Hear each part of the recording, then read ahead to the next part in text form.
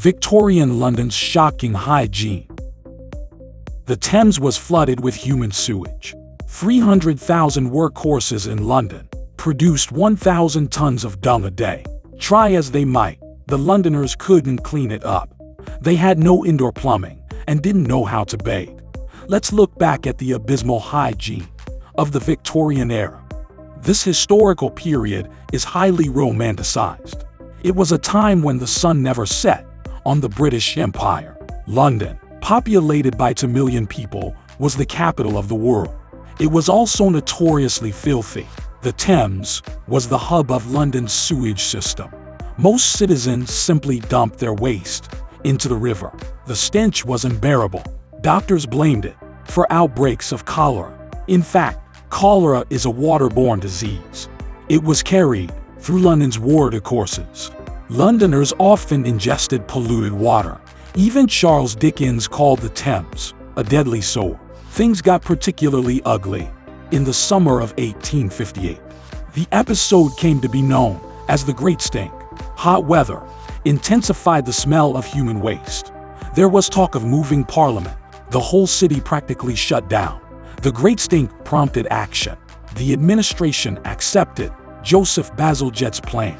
He introduced 3 embankments through which the sewers ran: the Victoria, Chelsea, and Albert embankments. Thus, sewage was no longer dumped onto the shores of the Thames.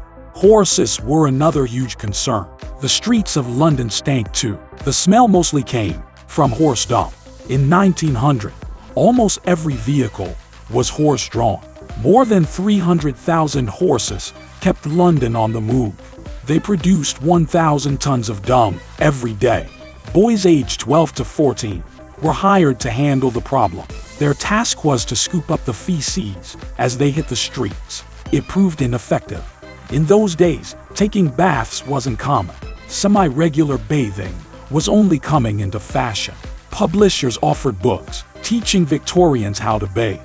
Much of this guidance was non-scientific. One book advised avoiding bathing after eating. Another suggested not washing your face while traveling. Indoor toilets or water closets were both convenient and popular. Yet they predated the invention of indoor plumbing. There were no pipes to carry away the waste. It just dropped into a large basement cesspool. It would eventually fill up. The whole house would start smelling. The problem gave rise to an industry of night soilmen. They would empty the cesspool and then sell the waste to farmers. They worked at night only.